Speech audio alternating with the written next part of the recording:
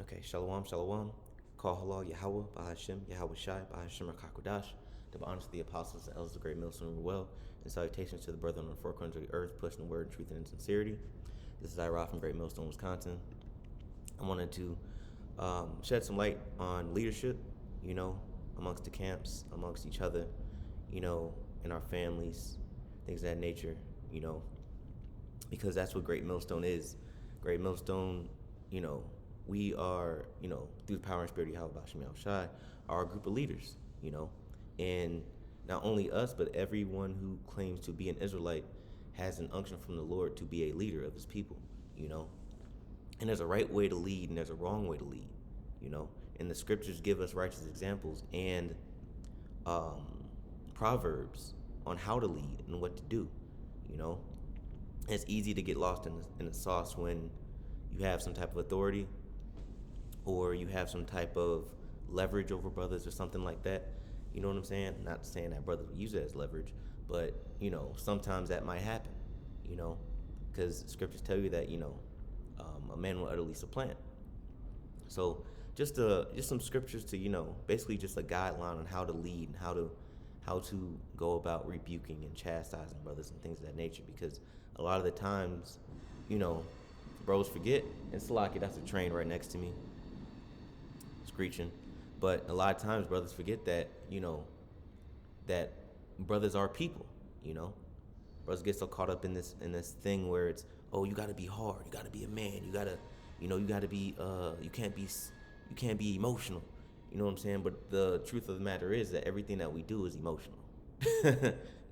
It's whether you're able to combat those emotions and put a lid on them. And more oftentimes than not, brothers in leadership positions need to put a lid on their emotions too when they are rebuking brothers, or if they're mad at situations, or if a situation is making them feel a certain type of way. You know what I'm saying? They got to keep a lid on it too. And one thing that I always pray when I get up in the morning, right after the Lord's Prayer, is King Solomon's prayer in 2 Kings, the 3rd chapter. Because the thing is that First Kings, Salakia. It's 1 Kings 3.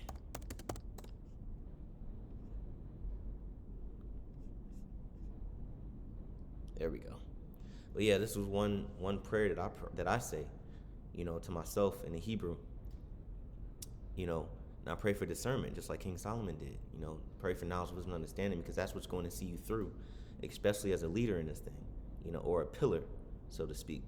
That the Lord has called, to whatever position you have or whatever duty or lot that He is giving you in this truth. This is a great and outstanding prayer from King Solomon to pray to the Lord, man. Because he didn't pray for riches and anything material. He prayed for knowledge, wisdom, understanding to lead, and that's very important. This is 1 Kings 3:9. It says, "Give therefore thy servant an understanding heart," meaning mind. Goes back to Hebrew law, meaning mind, to judge thy people. That I may discern between good and bad. Now, let's go into some words here. So, of course, the Hebrew word means lab. And the word understanding is a Hebrew word shamai. But let's go into this word judge, which is the Hebrew word shapat, which means to judge, govern, vindicate, or punish. To rule, govern, judge, to act as a lawgiver, to execute judgment, discrimination, vindication. So that word judge encompasses everything when it comes to discernment, handing out punishments, handing out vindications, and declaring if somebody is innocent. So to be able to judge, you have to have a strong sense of right from wrong, right? And the word discern is from the Hebrew word bayan, if I'm mistaken. Yeah, bayan, which means to discern, understand, consider. See, a lot of times when discerning situations, brothers don't like to consider. Brothers want to go off of what they think and how they feel at the moment, because they have they have the pull, or they have the rank up over a brother. So instead of considering the situation, considering the brother, considering his spirit, considering what the cross or the burden that brother has to carry, they, and even I've done it sometimes, because I'm talking to myself first here, they tend to just act off of how they think and how they feel about the certain situation, or even that certain brother. Which right now I'm telling you right now, that's off. And if any brother is doing that, it needs to be corrected right away. And brothers out there understand who they are, and understand what they have to correct through the spirit, But it says to perceive. So you have to look. You have to look inwardly at yourself, like, hey, am I making the wrong decision?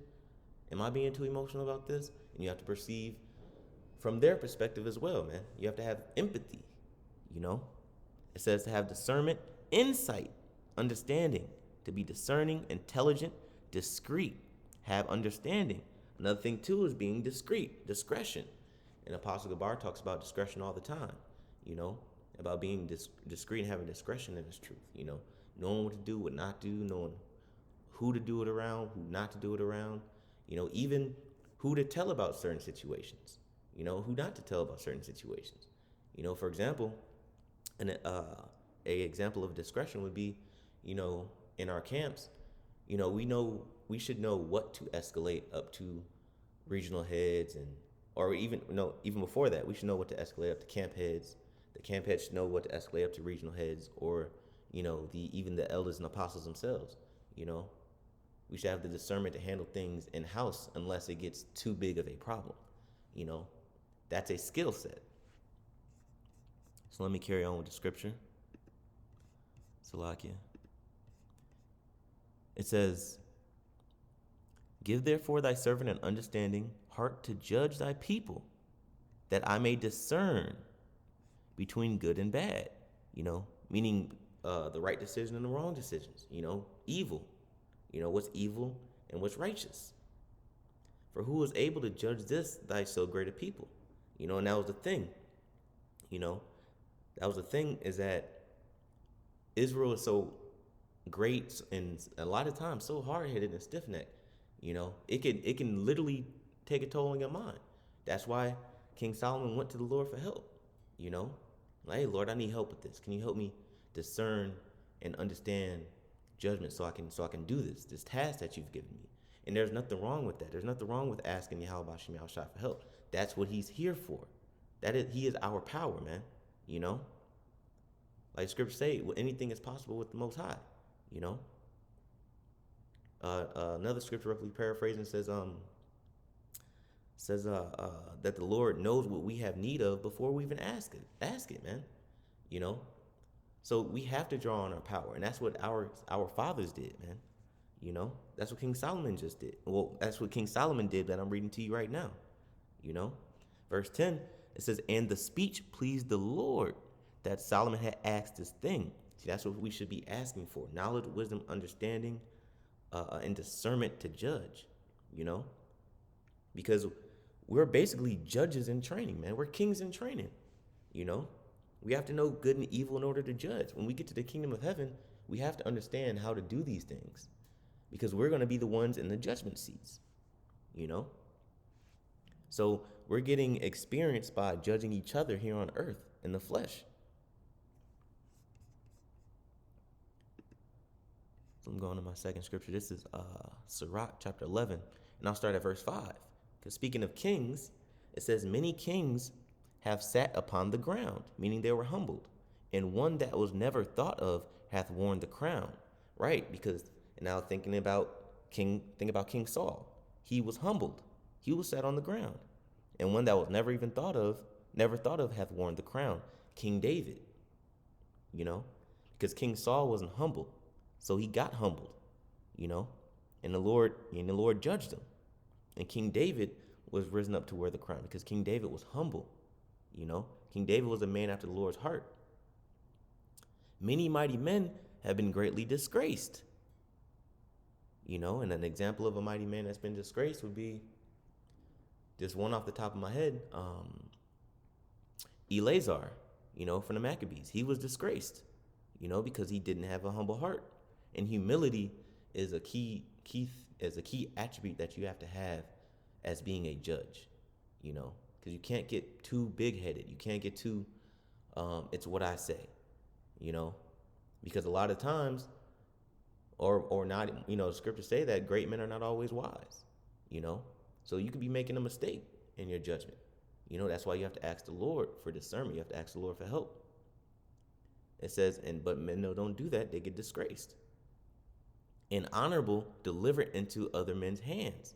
And on the same flip side of that too, you have honorable men that have been given up. For example, Manasseh, he was thrown into Babylon. He was an honorable man that was delivered into other men's hands because of the way he judged, which wasn't correct.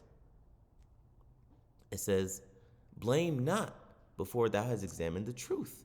Meaning don't jump to conclusions, man, And in all honesty, women do that. Women like to do that a lot, man.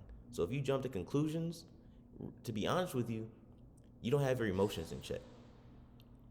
Understand first, going back to discernment. Discernment means to understand or consider. You have to consider the whole matter.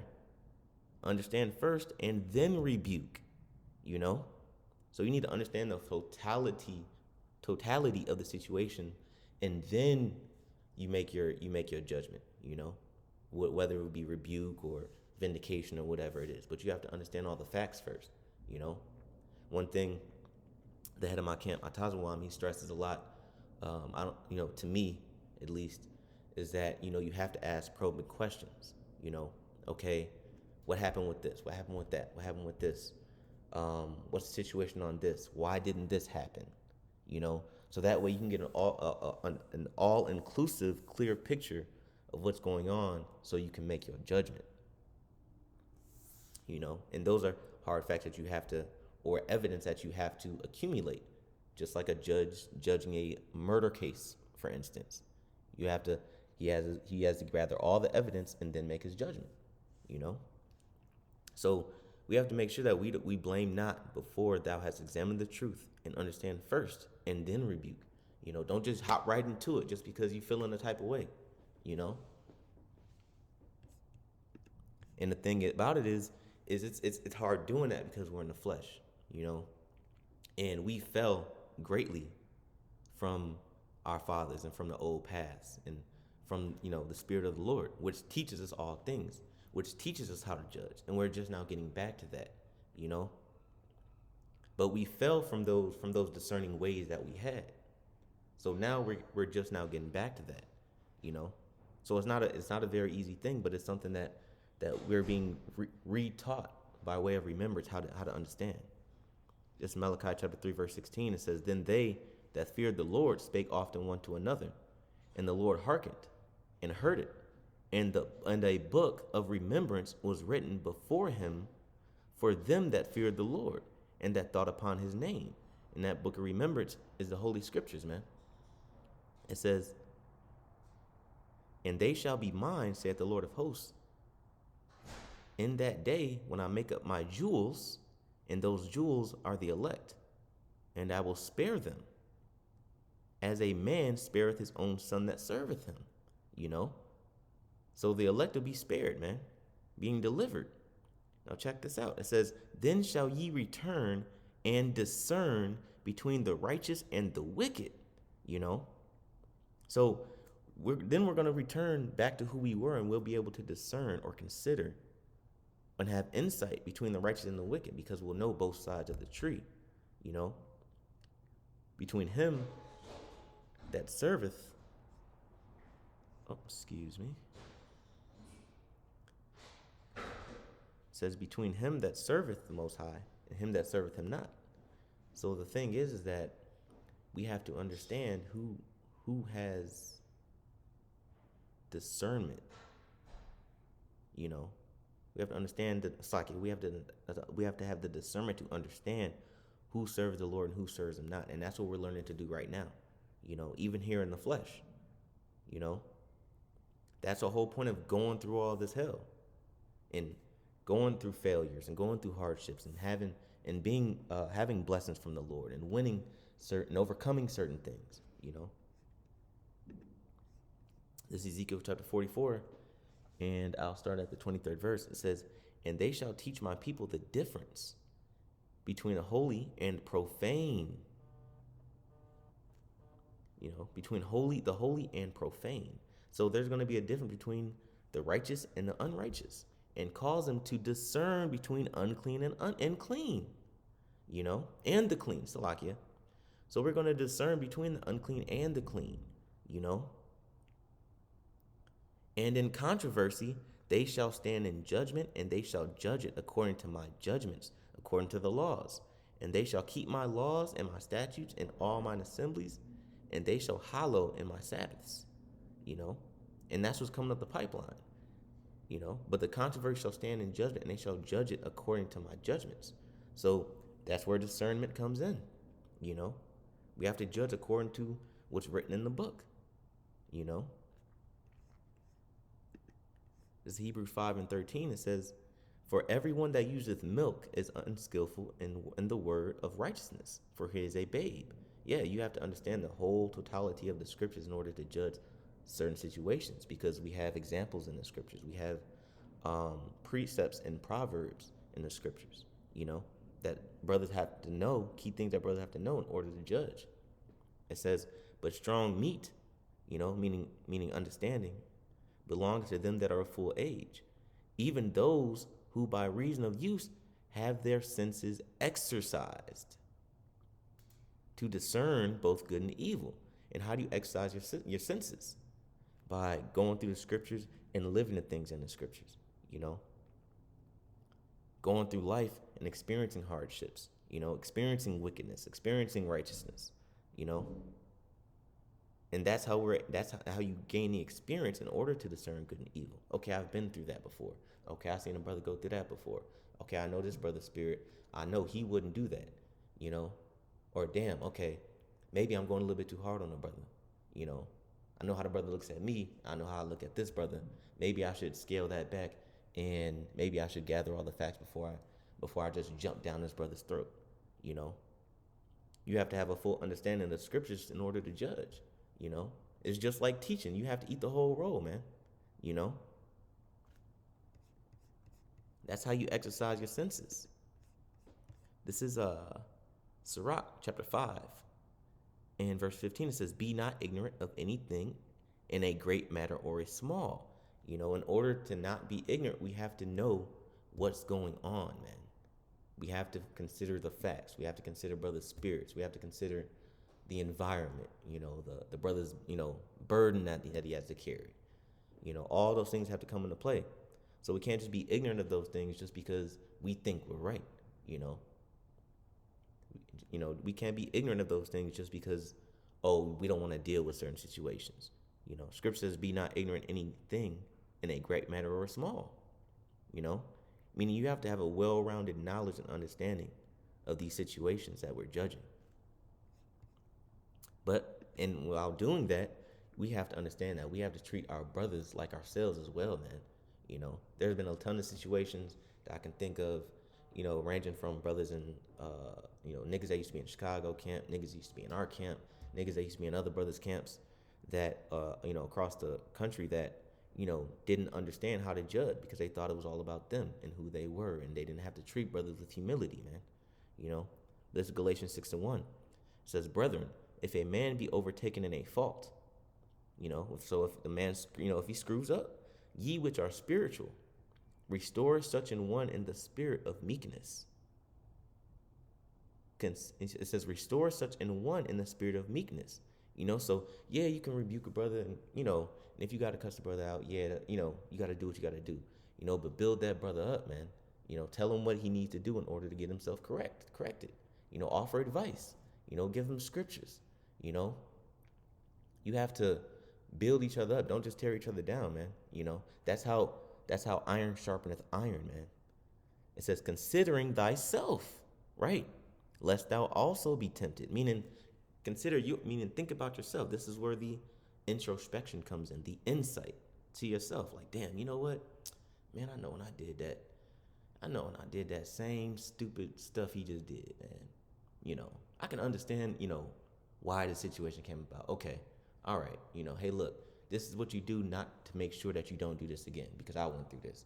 That's how you restore one another. Then do what you have to do, whether it's giving them scriptures or sharing shows and things of that nature to get that brother on track, man. Because that same thing can happen to you because you didn't have mercy on a brother. And now you falling through the same thing, and now you looking stupid. Verse 3, it says, "For if a man think himself to be something when he is nothing, he deceiveth himself." Right? Don't walk around and act like you better than brothers, man, just because, you might have a certain amount of years in the truth, or you might be in a certain position and this, that, and the third. We have examples of guys that did that, and where are they now? They deceived themselves, and now they're in the world, man. Remember, we are nothing. The Lord can raise up stones and replace us, man. Always remember that. The Lord doesn't need us. It says, "But let every man prove his own work, and then shall he have rejoicing in himself alone and not in another. For every man shall bear his own burden." Right? So that's one thing you have to remember too. Everybody's bearing their own burdens, man. Everybody got their own situation they got to deal with, their own demons that mess with them and things of that nature. So you have to be understanding when dealing with brothers, man. You can't just fly off the handle and say what you want to say to certain brothers. I remember a story that Apostle Aramlab, he tells all the time that, or even Apostle Ricard, he tells a story too. Basically, there was a certain situation that happened, with Apostle Ramlab and Apostle Har, and Apostle Har, he couldn't say certain things to Apostle Ramlab, and there are certain, because he felt he feared that he would fall out the truth if he said certain things, and I'm pretty sure every brother has a brother in their camp where it's like, okay, I can't really go too hard on him, because I think, he might get offended and leave, or, depending on what the situation is or what's said. So brothers need to learn other brothers' spirits as well and understand, like, look, this brother dealing with some shit right now.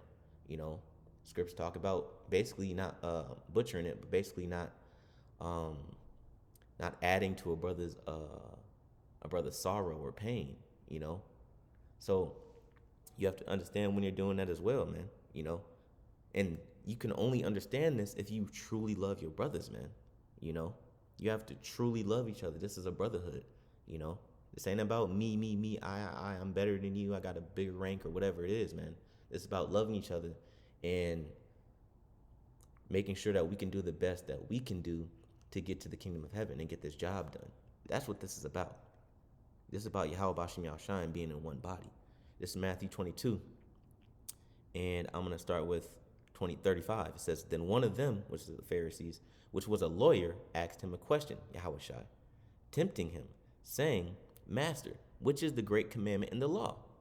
So they tried to trip him up in his words, Yahweh Shai said unto him, "Thou shalt love the Lord thy power with all thy heart, and with all thy soul, and with all thy mind. This is the first great commandment.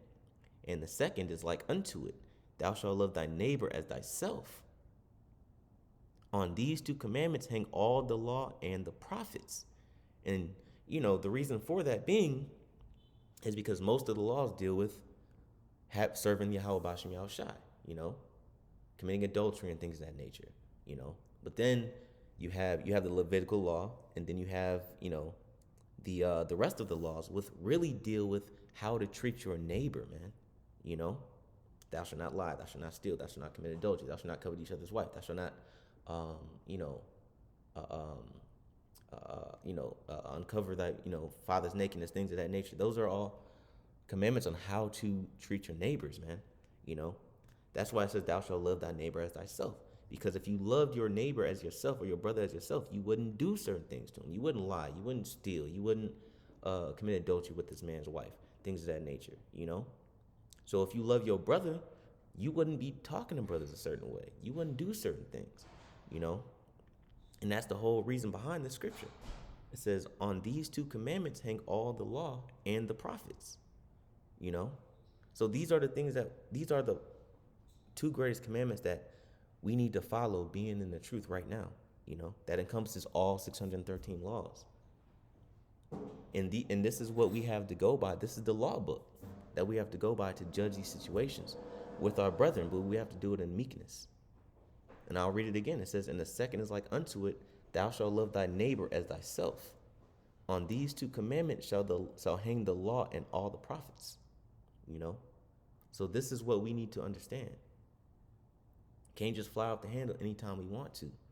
But we can't just do whatever we want to. We have to, this is the part where we are learning to judge situations right and accordingly. And we can only do that through the spirit of Yahweh Bashim Yahushai. So with that, I know I made this video a little bit long, Salakia, but I had to get that out through the spirit. So Lord willing, I'll be back with another show. Shalom, Kahala Yahweh, Ba'ashem Yahushai, Ba'ashem Rakakwadash. Double honors to the apostles and the elders of the great millstone who were well, and salutations to the brother and the elect on the four corners of the earth, pushing the word in truth and in sincerity. Shalom.